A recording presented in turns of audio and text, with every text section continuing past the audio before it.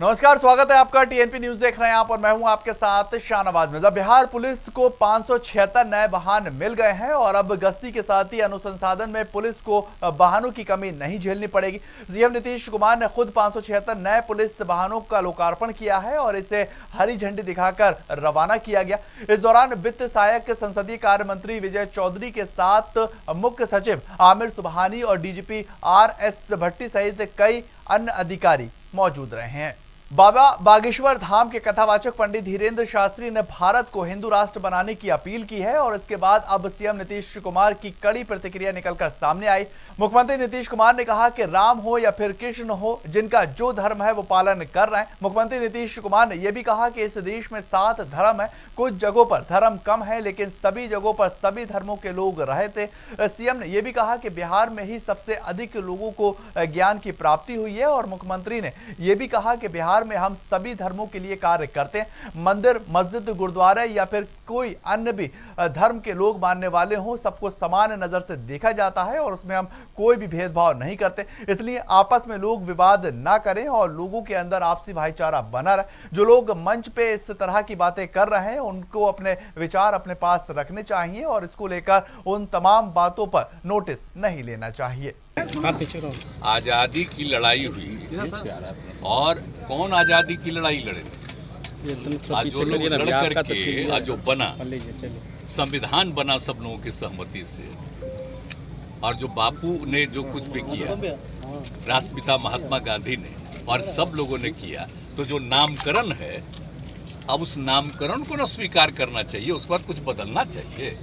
हमको तो आश्चर्य होता है कि आजकल पता नहीं है और इस सब की प्रचार इसलिए हो रहा है कि अब वहाँ वाले जिस तरह से बिहार देश भर के मीडिया पर जिस तरह का वो कब्जा किए तो बातें नहीं आता है। इसको कोई बताता है क्या है बिहार, देश का नाम क्या है?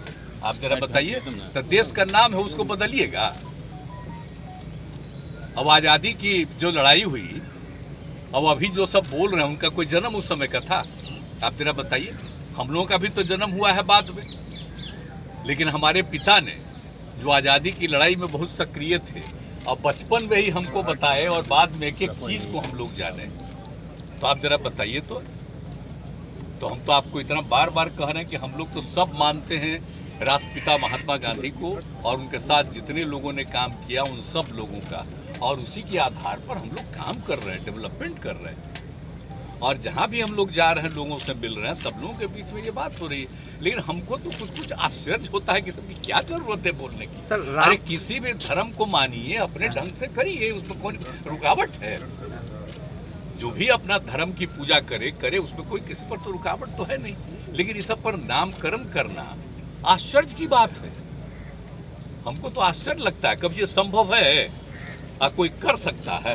आगे बात बिहार की ही करेंगे। बिहार में बागेश्वर धाम के धीरेन्द्र शास्त्री के कार्यक्रम में अंतिम दिन भारी भीड़ पहुंची और यहां पर बड़ी संख्या में श्रद्धालु बाबा की एक झलक पाने के लिए पहुंचते हुए नजर आए। इस बीच एक शख्स वेशभूषा बदलकर धीरेन्द्र शास्त्री से मिलने पहुंच गया और उसने मां जानकी को अपनी दीदी और खुद को भगवान राम का साला बताया यह भी जा रहा है कि यह शख्स बिहार के सीतामढ़ी जिले का रहने वाला है और इसका नाम टुनटुन महाराज है। टुनटुन महाराज ने कहा कि वो भगवान राम के साले हैं और टुनटुन महाराज अपने पूरे शरीर में मिट्टी का लेप लगाए हुए थे। एक हाथ में डमरू और दूसरे हाथ में शंख के साथ जय श्री राम लिखा हुआ था और वो झंडा थामे थे। खबर पटना से आ रही है। पटना के एक होटल में भोजपुरी फिल्मों की सुपरस्टार अभिनेत्री अक्षरा ने बागेश्वर धाम के पंडित धीरेन्द्र कृष्ण शास्त्री से मुलाकात की है।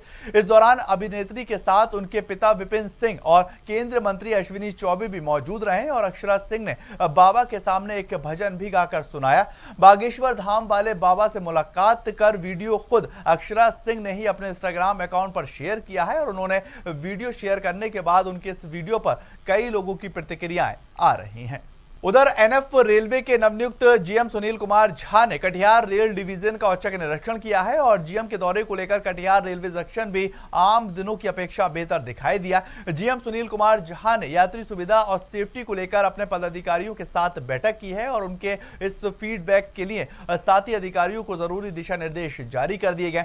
इस दौरान उन्होंने कहा है कि एनएफ रेलवे के 87 स्टेशनों को बेहतर तरीके से डेवलप किया जा रहा है। में भी अब वो उस प्रस्ताव को थोड़ा सा ये कर दिया गया है, लोअर प्रायोरिटी में लिया गया है। अभी रेलवे खुद ही चाह रही है कि हमारे सारे स्टेशन विश्व स्तर के बने, तो हम लोग अपना ही पैसा लगा के सारे स्टेशंस को इम्प्रूव कर रहे हैं। उसके तहत टोटल जैसे कि NF रेलवे में भी आप 87 स्टेशन इम्प्रूव हो रहे हैं, जिसमें 12 मेजर स्टेशन भी हैं। तो हम लोग खुद ही अपना पैसा लगा के कर रहे हैं। We are not depending on PPP model. 18 तारीख से समर स्पेशल चलने जा रही है और उसमें पूरा टिकट अभी अवेलेबल है। AC क्लास में, नॉन AC क्लास में। आपके माध्यम से हम सारे लोगों को बताना चाहते हैं 18 तारीख से पहला ट्रिप है।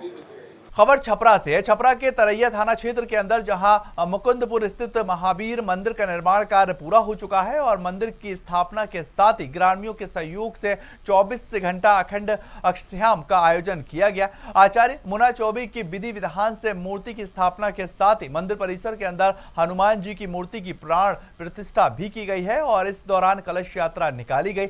इस यात्रा में हजारों की संख्या में लोग शामिल हुए हैं और मौके पर तरैया प्रखंड प्रमुख प्रतिनिधि धनवीर कुमार सिंह ग्रामीणों का आभार प्रकट करते नजर आए हैं।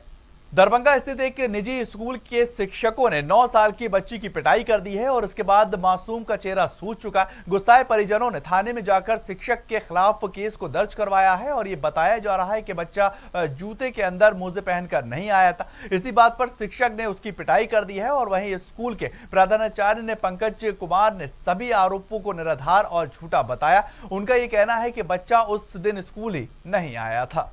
इसी संबंध में हम लोग आज प्रेस वार्ता बुलाए थे। हमारे स्कूल की अभिभावक जो बाजितपुर के जिला परिषद महोदया के द्वारा विद्यालय के प्रबंधक महोदय पर गलत बयानबाजी और झूठा मुकदमा दायर किया गया, जो 100% निराधार है, झूठा है। क्योंकि FIR में जो एक डेट के बारे में बताया गया है, जो 12/5/2023 का जिक्र किया है, उनकी पुत्री और हमारे स्कूल की जो विद्यार्थी है हर्षिता हरियाली, वो उस दिन अब अनुपस्थित है स्कूल में। वो स्कूल नहीं आए थे उस दिन और उस दिन की चर्चा की गई है। इसके बारे में अगर आगे की बातचीत चले तो उसमें CCTV कैमरा हमारे पास हमारे चारों तरफ लगे हुए हैं और अटेंडेंस रजिस्टर है, उससे उसकी जानकारी मिल सकती है। आगे बात छपरा की करेंगे। छपरा के मशरक थाना क्षेत्र में बदमाशों ने एक युवक को गोली मारी है और बाइक लेकर वहां से फरार हो गए। मौके पर पहुंची पुलिस ने घायल युवक को अस्पताल में भर्ती करवाया है, जहां उसका इलाज लगातार चल रहा है। वहीं पुलिस आरोपियों की तलाश में जुटी हुई है। आगे बात छपरा की करेंगे। छपरा के माजी में 3 अलग अलग दुर्घटनाओं में 3 लोगों की मौत हो चुकी है और इसके बाद पूरे इलाके के अंदर हड़कंप मचता हुआ नजर आया। डुमरी इलाके के अंदर बाइक की दुर्घटना में एक युवक की मौत हो चुकी है और वहीं माझी रेलवे स्टेशन के समीप ट्रेन से गिरकर एक युवक की मौत हुई है, जबकि तीसरा घटना माझी के उत्पाद चेक पोस्ट पर घटी है, जहां पर ट्रक से कुचलकर महिला की मौत की खबर। पुलिस शवों को अपने कब्जे में लेकर पोस्टमार्टम के लिए सदर अस्पताल भिजवा चुकी है। छपरा के मशरक रेलवे स्टेशन से पुलिस ने नशे की हालत में 16 साल के युवती को बरामद कर लिया है और नाबालिग की युवती नेपाल की बताई जा रही। जानकारी के मुताबिक नेपाल के राम जानकी मंदिर में लगे मेले में एक साधु ने युवती को बेहोश करके बिहार ले आया है और उसके बाद उसे स्टेशन पर छोड़कर भाग गया। हालांकि इसकी सूचना पुलिस को मिली और इसके बाद पुलिस ने लड़की को अपनी कस्टडी में ले लिया। लड़की की पहचान नेपाल के हनुमान चौक ग्राम हरदी की बताई जा रही है। एक साल राम जी का मेला था नेपाल में, वन देवी मंदिर में था। एक साधु पकड़ के उठा लाया हमको नजर बंद करके। चाइल्ड हेल्पलाइन से हम अखिलेंद्र सिंह टीम मेंबर बोल रहे हैं। अभी हमको हमारे टोल फ्री नंबर से फ़ोन आया 1098, यानी कलकत्ता से फ़ोन आया कि आपके मशरक थाना से फ़ोन आया है हमारे टोल फ्री नंबर पर कि सपना कुमारी 16 साल और बैजनाथ कहर पिता का नाम हुआ कि ये बच्ची मशरक थाना में है, नेपाल से मिली हुई। तो फिर हम आए हैं तो इस बच्ची को देखे हुए हैं। ये बता रही कि 8 दिन से हम भटक रहे हैं, कोई मेला में साधु मिला हुआ है और उसी के माध्यम से यहाँ मशरक स्टेशन के आसपास छोड़ दिया गया। तो वहाँ से 112 नंबर की गाड़ी लेकर थाना में आई और थाना के ही माध्यम से 1098 पर फ़ोन कर हमको सूचना मिला। फिर हम थाना में आए हैं और इस बच्ची को यहाँ हम बच्ची का मेडिकल जांच कराकर और बच्ची को फिर जिला बाल संरक्षण इकाई और जिला बाल कल्याण समिति छपरा लेकर इस बच्ची को हम चले जाएंगे। चलिए फिलहाल इससे बुलेटिन में इतना ही। खबरों के लिए आप लगातार बने रहें TNP न्यूज़ के साथ।